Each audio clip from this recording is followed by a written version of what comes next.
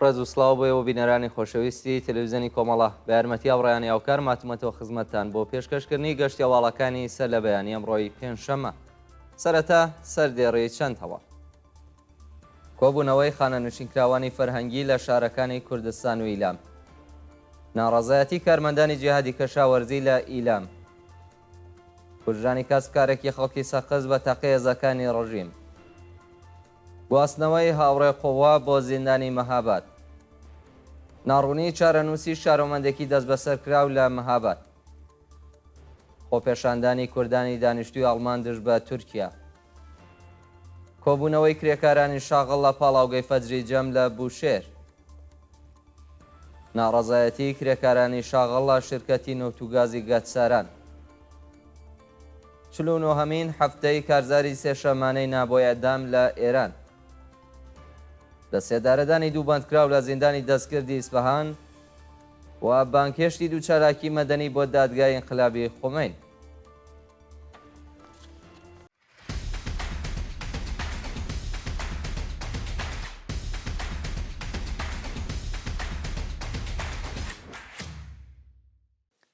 کۆبوونەوەی خانەنشینکراوانی فەرهەنگی لە شارەکانی کوردستان و ئێران.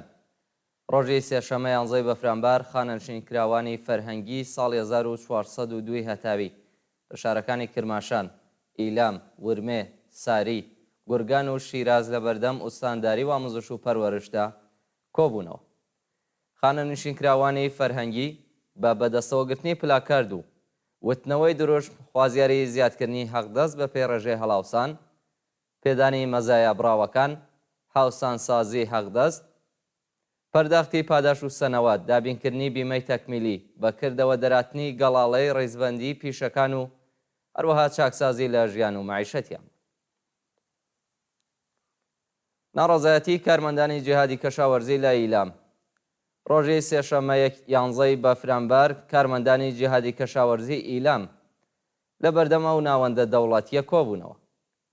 ناڕازیان بە بەدەستەوەگرتنی تراکت و وتنەوەی دروشم، خوازیاری پەرداختی مەزایە دواخراوەکانیان، هاوسان سازی حەقدەست، زیادکردنی حەقدەست بە پێی ڕێژەی هەڵاوسان، پێدانی پاداش، سەنەوات و چاکسازی لە ژیان و معیشەتیان. کوژرانی کاسبکارێکی خەڵکی سەقز بە تەقەیەزەکانی ڕەژیم. ڕۆژی دووشەممە 10 بەفرامبار کاسبکارێکی خەڵکی سەقز بە ناوی عیرفان عەرفانی بە تەقەی ڕاستەوخۆی سەرکوتگەرانی کۆماری ئیسلامی گیانی بەخت کرد. بە پێی راپۆرتی کۆڵبەرنیۆز ئۆتۆمبیلەکەی عیرفانی تەمەن 38 ساڵ و خەڵکی سەقز لە جادەی نێوان میاندووە بۆ مەهاباد لەلایەن هێزە ئینتیزامیەکانەوە کراوەتە ئامانج و ناوبرا و پاش وەرگەڕانی ماشینەکەی گیانی لەدەستاوە. گواستنەوەی هاوڕێ قۆوا بۆ زیندانی مەهاباد. لە ڕۆژانی ڕابردوودا بەندکراوێکی سیاسی بە ناوی هاوڕێ قۆوا پاش تەوابوونی قۆناغەکانی لێپرسینەوە بە داوای لێبوردنەوە لە گرتوخانەی ئیتلاعاتەوە بۆ زیندانی مەهاباد ڕاگوێزراوە. ناوبراو لە ڕێکەوتی حوتی خەزەڵوەر کاتێک بە ئۆتۆمبیل لە جادەی مەهاباد بۆ پیرانشار شۆفێری کردووە لەلایەن ئیتلاعاتی سپای پاسدارانەوە دەست بەسەر و بۆ گرتوخانەی ناوەندە ئەمنیەتیەکان لە شاری ورمێ ڕاگوێزراوە. ناوبراو لە ماوەی بەندکرانیدا بە سەختی ئەشکەنجە درراوە بە جۆرێک کە دەستی شکاوە و لە ڕۆژانی ڕابردوودا توانی ویەچای بە بنەماڵەکەی بکەوێت. ئەو بەندکراوە سیاسیە پاش تەوابوونی لێپرسینەوە ڕەوانەی زیندانی مەهاباد کراوە. ناڕوونی چارەنووسی شارۆمەندێکی دەست بەسەرکراو لە شاری مەهاباد. بە پێی راپۆرتی ڕێکخراوەکانی مافی مرۆڤ چارەنووسی هاوڵاتیەکی دەست بەسەرکراوی خەڵکی مەهاباد بە ناوی یوسف قاڵ بە دوای ڕەفاندنی لەلایەن هێزە ئەمنیەتیەکانەوە بە ناڕوونی ماوەتەوە. ڕۆژی کەسی دیکە بە ناوەکانی سیامەند و زانیار سید ئەحمەدی دەست بەسەر بۆ گرتوخانەی ئیتلاعاتی ورمێ ڕاگوێزران. ناوبراو لە ماوەی بەندکرانیدا لە دەستڕاگەشتن بە پارێزەر و چاوپێکەوتن لەگەڵ بنەماڵەکەی بێبەش کراوە و هێشتا هۆکاری بەندکرانی ڕوون نەبووتەوە. شانی باسە کە لە مانگی دێسامبەری ساڵی 2024 زاینیدا 70 شارۆمەندی کورد لە شارە جۆراوجۆرەکانی ڕۆژهەڵاتی کوردستان دەست بەسەر کراون. خۆپێشاندانی کوردانی دانیشتووی ئەڵمان دژ بە تورکیا. کوردانی دانیشتووی وڵاتی ئەڵمان ڕۆژەی سێشەممە 11 بەفرامبەر دژ بە هێرشی دەوڵەتی تورکیا و گروپە جیهادیەکانی سەر بە وڵاتە بۆ سەر ڕۆژاوای کوردستان خۆپێشاندانیان کرد. بەشداربوانی ئەو چالاکیە بە وتنەوەی دروشت خوازیاری ڕاگررتنی هێرشەکانی دەوڵەتی تورکیا و تێروریستە ئیسلامگەراکان بۆ سەر ڕۆژاوای کوردستان پاراستنی دەستکەوتەکانی خۆبەڕێوەبەرایەتی ڕۆژاوای کوردستان بوو. خۆپێشاندەران هەروەها داوایان لە کوردانی هەر چوار پارچەی کوردستان کردووە کە دژ بە دوژمنانی کورد یەکگرتوو بن و بە ورەیەکی بەرزەوە ڕووبەڕووی نەیاران ببنەوە. کۆبوونەوەی کرێکارانی شاغڵ لە پاڵاوگەی فەجری جەم لە بوشێر. کرێکارانی ئەرکانی سالسی شاغڵ لە پاڵاوگەکانی فەجری جەم لە شارستانی بوشێر ڕۆژی سێشەممە 11 بەفرامبەر بۆ جارێکی دیکە دژ بە دۆخی خراپی پیشەی و معیشەتی کۆبوونەتەوە. کرێکارانی ناڕازی بە وتنەوەی دروشمی وعدە وەعید کافیە سفرەکانمان خاڵیە، خوازیاری وەلانانی پەیمانکار، تەزمینی ئەمنیەتی پیشەیی، پێدانی مەزایە دواخراوەکان، زیادکردنی حەقداست بە پێی ڕێژەی هەڵاوسان، بەکردەوە دەراتنی گەڵاڵەی ڕێزبەندی پیشەکان، وەلانانی جیاوازی، دابینکردنی بیمەی دەرمانی و هەروەها ئیمکاناتی ڕفاهی بوو. ناڕەزایەتی کرێکارانی شاغڵ لە شیرکەتی نەوتوگازی گەتساران.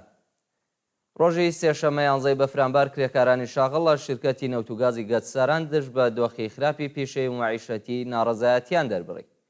کرێکارانی بەشدار لەو کۆبوونەوە خوازیاری زیادکردنی حەقدەست، بەکردەوە دەراتنی گەڵاڵەی ڕێزبەندی پیشەکان، هاوسانسازی حەقدەست، وەلانانی شیرکەتە پەیمانکاریەکان، وەلانانی جیاوازی، پەرداختی مەزایە بڕاوەکان، تەزمینی ئەمنیەتی پیشەیی، دابینکردنی بیمەی تەکمیلی و ئیمکاناتی ڕفاهی و هەروەها کەمکردنەوەی باجی ساڵانە بوون.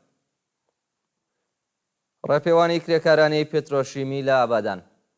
کرێکارانی شاغڵ لە پێترۆشیمی ئابادان ڕۆژی سێشەممە 11 بەفرامبەر دژ بە دۆخی خراپی پیشەی و معیشەتی دەستیان لە کار کێشایەوە و لە ناوەندی ئەو شیرکەت ڕێپێوانیان کرد. کرێکارانی ناڕازی بە بەدەستەوەگرتنی پلاکارد و وتنەوەی دروست خوازیاری پەرداختی داخوازیە دواخراوەکان، زیادکردنی حەقدەست بە پێی ڕێژەی هەڵاوسان، دابینکردنی بیمەی دەرمانی کارامە و ئیمکاناتی ڕفاهی، بەکردەوە دەراتنی مادەی دەی ئەرک و بەرپرسیارەتی پێرسۆنەلی نەوت، گەڕانەوەی ئەو بڕەپارە کە لە ساڵانی ڕابردوو وەکو باز لەسەر حەقدەستەکانیان کەم کراوە و چاکسازی لە ژیان و معیشەتیان.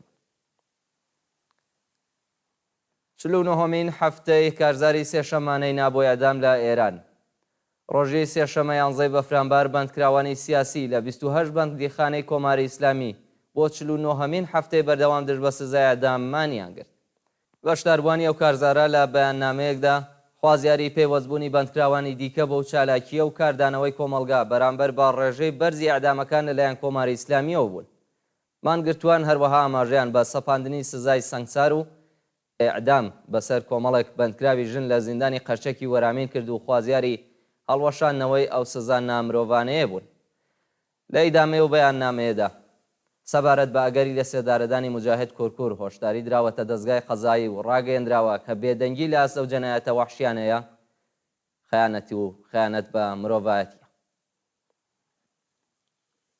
لە سێدارەدانی دوو بەندکراو لە زیندانی دەستکردی ئیسفەهان.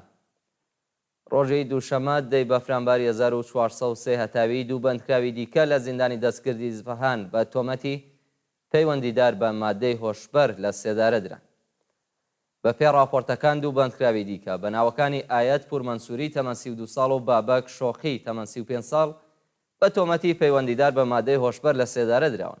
جێگای ئاماژەیە دوو کەسی دیکە بە هەمان تۆمەت لە زیندانی دەستگردی ئیسفەهان لە سێدارە درابوون و بەم جۆرە ژمارەی ئەدامکراوان لە بەندیخانەیە بۆ 4 کەس بەرز بۆتەوە.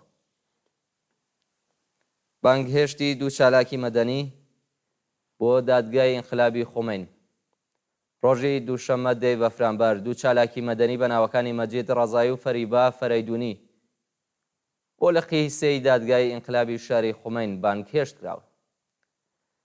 بە پێی بلاغیەی دادگا مەجید ڕەزایی و فەریبا فەرەیدونی بە تۆمەتی بێڕێزی بە ڕێبەری بەشداری لە ناڕەزایەتیەکانی سەرشەقام و تۆردانی حیجابی ئیجباری بانگهێشت کراون و ئەبێ لە 5 ڕۆژی داهاتوودا خۆیان بەو ناوەندە قەزاییە بناسێن.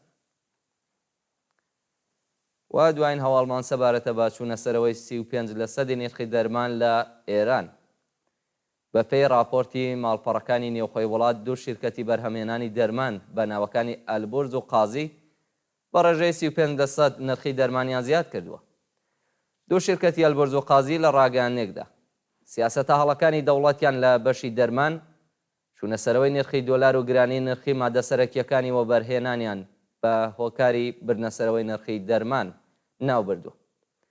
گرانکردنی نرخی دەرمان لەلایەن شرکەتە ئێرانیەکانەوە لە حاڵێکدایە کە دەرمانی پێویست بۆ نەخۆشیە تایبەتەکان دەست ناکەوێت و لە ماوەی چەند مانگی ڕابردوودا 24 توشبووی هیمۆفیلی بەهۆی نەبوونی دەرمان گیانیان لەدەستا.